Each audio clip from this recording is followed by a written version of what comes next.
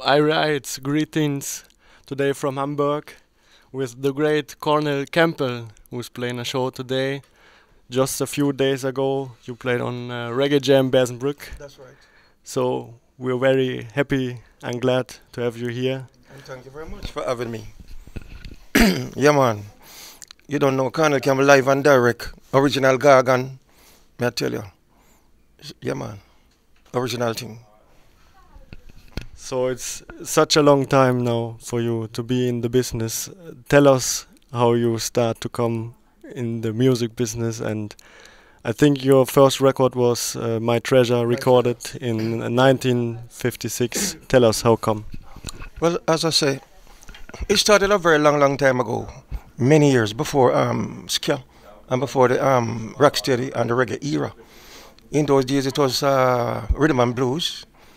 And again, I must say that I was inspired by a friend of mine. His name was Kenneth Samuel, who was really overwhelmed and really fascinated over my singing. That he made an appointment with Rico Rodriguez, who played the trombone. We had thought that Rico was a producer. Unfortunately, he wasn't. So Rico said, "No, but I'm not a producer, but I know a man who's producing, and his name is Sir Coxon Dodd."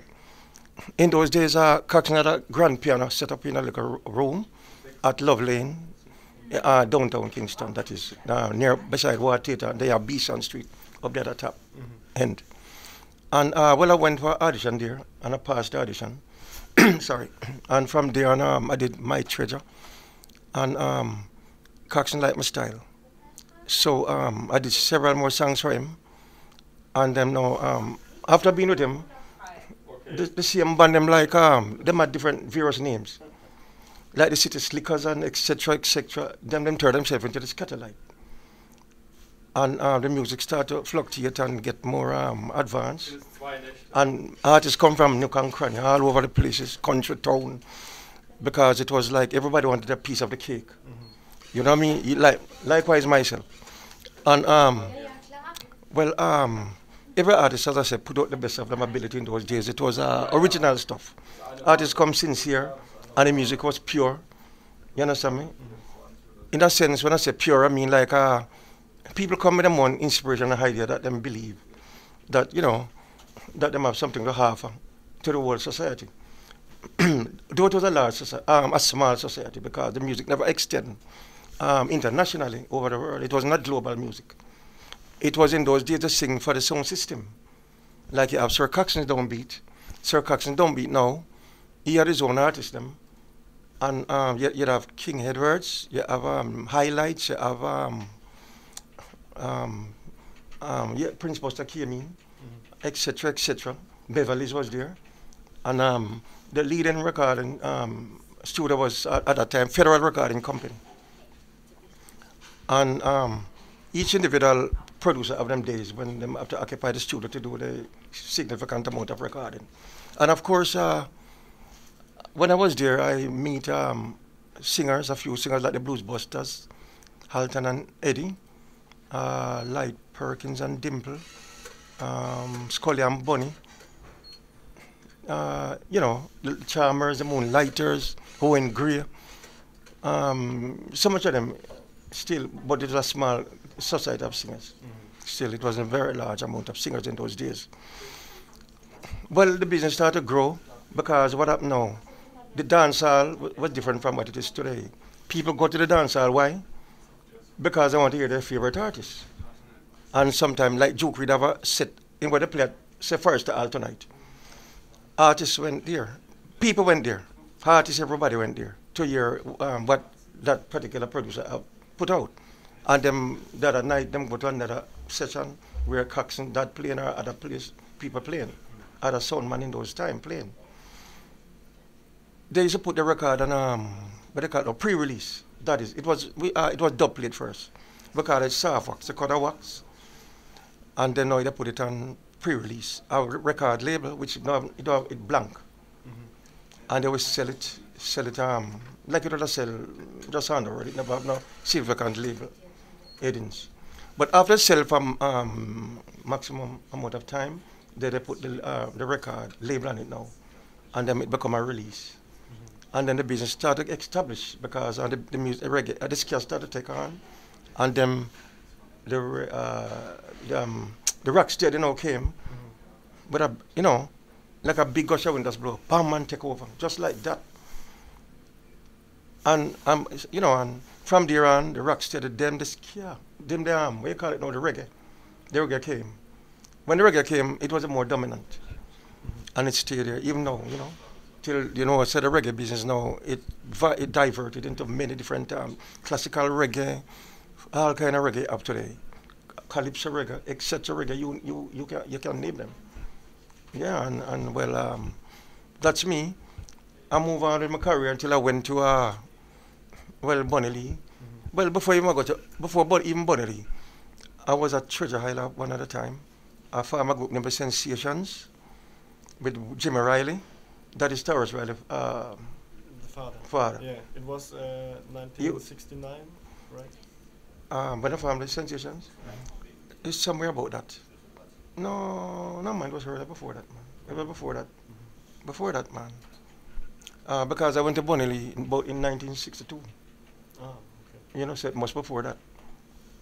And you have Digo and Buster Riley, which is a brother of Winston Riley, from the Techniques.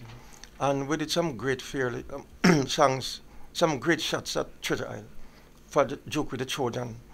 And then now the group, the Funk, and I move on. And I went to Harry Moody, from the group The Eternals, and from there to Bonnie Lee. And me and Bonnie Lee, other good thing was going on. Where I made several hit songs. Number one song that really shocked the whole thing, As a solo artist. As a solo artist, of course, yes. Because originally, I like to sing in a group. As a group, but I had a problem with the group because the group singers, they wasn't really punctual. And me want to do a lot of writing and you have to teach them and them sometimes they won't turn up for certain occasions and you have a problem. So I just say, you know what, man, I just sing as Cornell Campbell, just sing as my name. But before even that, I used to sing as Dan Cornell. Dan Cornell. Dan Cornell, that's how Dan Cornell and Eternal started out.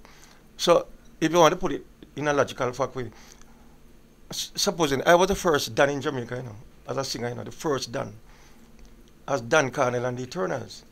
But Bonnie Lee changed back my name until I must use my right name as Cornell Campbell.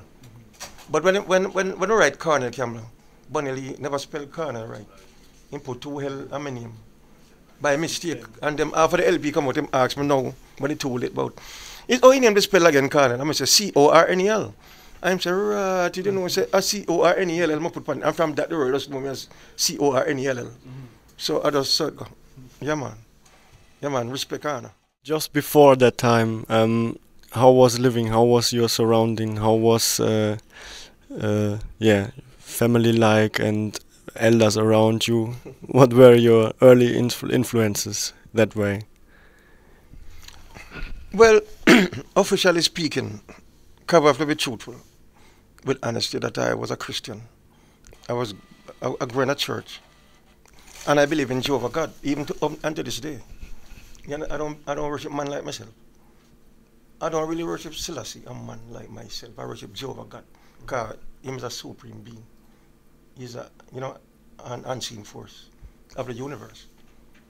And being a Christian, I dedicate myself to a certain type of lifestyle. As I would say, a gentleman, a kind of, appropriate lifestyle figure as a role model for youths and everything like that. I try to don't get myself in mix up on all those things when I was growing for true. And just live a harder life. Where, because I believe all the time when I was growing up, you must practice what you preach. Like if you're singing a song and you tell a man, love your brother, love your sister. You can't sing the song there and then you out the street with a big ratchet in your waist. If you go step up a man. And you just a sing a while like about love your brother, love your sister. Always look down on the singer, them who will sing, when them sing some song to the public, and them I live other life. So that's me. I just doing a nice family surroundings and all of that, yeah. So, but the singing and the music was not your only business. You also learned to work as a printer. When I was at the, at the tender age of 11 years of age, Sir Coxon Downbeat, he was my producer. And he had a printery, a small little printery, with an onset machine and Lennart some stuff. So his I tutored him Cyril, tutored a long time ago, I have to try to remember good. And Cyril said to me, say, Cornell, now that you're singing for Downbeat, and he's a little boy, you know, so you have to have some form of education in your head. You can't just live off of singing alone because you don't know if you're going to make it or what will happen. And when him said that, no, it shaped me up. I get nervous. So I went to my mother, I'm going to tell my mother the whole situation. And she said, of course, learn a trade. And then I went back to Sir Coxon Downbeat. And then I started to learn printing. And let's see, you know, I started to print labels like Darlington label, Roland and Powell label, Supreme label for Coxon Downbeat. And I was excellent at printing. I was so good that after I lost my job and I went to Golden Printing Company, when the Queen come to Jamaica, Her Majesty, the Queen here, them said to me, says, Uncle, you one can print the Queen invitation card, and I had to work on Saturday. And the Governor General Sir Clifford, all those men used to print them, those things in the printery, at Golden Printing Service. I don't forget it, and Sangster when he was alive, and many official people. All those great ambassadors, I used to print them things. But the world don't really know those things, because, you know, you have to tell them. Yeah, they might just see it through different eyes. But I used to do those things. Print for you know? And I was great at printing, but I couldn't keep a job. Because through the singing. And because the people, I was committed to the people. And the people always request me. So like if many places that I work, they really want me to stay there and work. Then they want me to really sing, they want me to just work, do the printing. Because sometimes I'm one of the best printers them have. Next to a foreman, and them say that, then with the promote me, I'm turn a foreman. Because I'm so good. But some during those course of time, you have men, like the manager for the Sheiks band, David Dobson used to sing with them too. Those men would come and needle me for go up on stage and go man to go be half moon hotel. I'm a got a little youth man, yeah. And then I couldn't keep a job like that because of singing. And then after a while, Alton Ellis said to me, say, Cornell Campbell, you know why you can't make no hit tune? It's because you won't leave your work. If you leave the work, I bet you, and concentrate on singing, I bet you make it. And Bunny Lee gave me that influence too. When I said to Bunny Lee one time, say, boy, Bunny Lee, you know, say, I go back to work. Because the income wasn't coming in good. When I was working, I used to have a security, a salary every week. But when I let go the singing, I wasn't getting income like what I had expected. So Bunny Lee said to me, say, no, Colonel, man, you're crazy. Stay with me. If him make it, me make it, and if me make it, him make it. We kind of create a band among me and Bunny Lee. That's why I work with him. Right? And well, it go on and go on in the history, which some of them can't even unfold. You know, we would have longer session. You know, I tell them, in the name of Jah, you know. Yeah, man. So when did you get your time to practice and to learn all these instruments you're able to play? I was young again, same way. And a friend named Morris, he used to play guitar at a church, but he couldn't play guitar professionally. But he wasn't going to know 3 chord, you know? If you can't sing in them 3 chord, him can't play them. So him teach me the 3 chord, but him didn't know, because me could have pitched my voice on the 3 chord, and him loved that. And from there, so I went to the church now, his church, could look around, and I started singing for the church. And I start draw scenes, like people come and them baptize, because them say, boy, the look you can sing that God said him. Him's an angel, and them baptize and all of that. One piece of thing at the church until my friend now didn't influence me. But the recording business of Rico.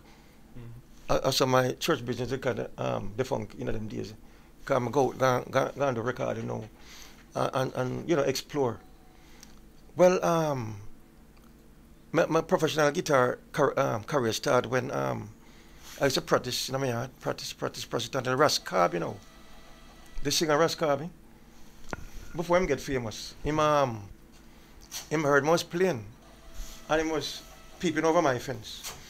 I'm say, boy, you know, say you can play guitar, man. You can't, you can't play, no? I say, no, man, I can't play.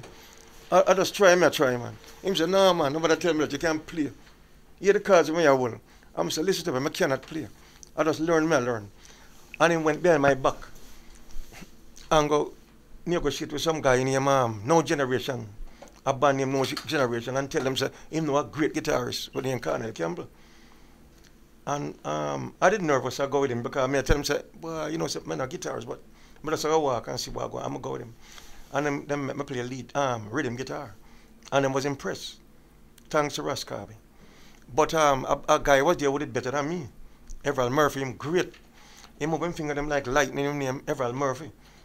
But I learned some of the qualities from him still, you know what I mean? I learned some of the things from him. The style, and then I go singing and stop singing and say, well, I want to be a guitarist because most kind of pattern like Ernest Ranglin and them, and Keith Stoddart and the great guitarists, them, you'd have run it back on you have certain man, and, you know? But saying this and saying that, it couldn't hold out. Because the people them always want me to sing. Some of the Lego guitar and just take singing professional as a career. Yeah, man. Apart from that, I do several businesses in my life. Like Campbell's Variety Store on a plaza in Santa Cruz, and I used to sell car parts and all them things and do other good juggling and stuff like that. We make up the time when, like, if I'm not singing, I have something coming in. Yeah, man. And you can't say singer and businessman if you want to put it that way. So now, after all this time playing this music and spreading this music, how do you feel about that reggae music spread all over now and is played all around the world? Different people everywhere play reggae music. One of the things I must say about the whole situation is that I'm proud and I'm glad to be a part of it. Because my name written down in history through reggae music. And that reggae music is a vital thing with inspiration for everybody, for the whole world. You know, it sends messages. You can exploit it if you want. You can sing exploitive songs and corrupt it if you want, and you can still sing good song if you want. You understand me? But it's reggae music. And I'm proud, as I said, to be a part of the whole thing, and proud to be a star in the fields of reggae music. When I started my career in the early days, 1956, as a little youth, about 1945, like Bob Marley. Right? So you can imagine how old me is now. You're looking at a whole man. Still around. And I must big up my partner here, Lennart. Back behind the camera. Yeah, well, he's behind the camera, but you can't make the camera get to see him. Yeah. So we're working on another project to really carry the banner, the flag in a reggae music thing, you know. Because reggae music, we can't dump reggae music. Reggae music, we have to still keep it up high. Because reggae music is a part of our life. It's a part of my life. You know? I see reggae music, although I'm a versatile singer, and I listen to all type of music. But as them say, reggae is the heartbeat of the whole nation. And I'm a part of that heartbeat. You don't know. Yeah, man. Give thanks for that. So, are there any new groups like Raging Fire, Roots Underground, these new bands that are coming up now? You're listening to them, and what do you think about this new wave of roots music bands from Jamaica? Well, to be honest with you, even a Christian, if him don't walk on the street and say corruption, him can't preach in a church about corruption, you know. It's a lie, I tell him, have to see things. So me listen to every music that me can get ideas. And that's how you know good music from bad music. You have to listen things. I don't put down no artist. I'm not a singer who bad-minded and grudge at artists or care about, certain things. I just do my work. I'm a writer, composer, and musician. And what I do, I sing and write songs for my inspiration. But I don't follow in a people's shadow. I try to do things Cornell Campbell way because nobody is down in Cornell Campbell. I'm going to me alone in Cornell Campbell. So I try to be Cornell Campbell all the time. I don't try to be nobody else. And I'm glad to know that the reggae music coming from Mentor, what it is, and African heritage and all of that, rhythm and blues, the whole faculty coming up. I'm glad to know that I paved the way and was a part of it, who make it to what it is today, become today. Yes, I'm very proud of that, and I'm proud that I'm for the whole thing, and I'm proud to get my message around the world that people can listen to me. And again, I'm proud to know that people, and I'm glad and happy for the people in the world who really spend the money and buy my record and CDs. Starting from the old days, it was cassette and all sort of something, and the vinyl. But now people still buying Cornell Campbell. I must thank them all over the world, the people who support Cornell Campbell. All my fans, them big up all over the world. They care where you're there. Yeah. So last question is, are you still recording, writing new songs? What can we expect for the near future? Well, with me, the world have expect the best from me. Because I'm not a fraud. I sing from my heart and I do things from my heart. I sing real lyrics with real inspiration. And the world will, as long as I'm alive, the world can always expect Cornell Campbell coming with something all the time. I'm not a singer who really lack of these and just stop. I'm always singing because I love singing. I love music. So the world will always expect Cornell Campbell as long as I'm alive, through the power of Jehovah God. Yes, sir. Give thanks for that. Yeah. Yes, sir.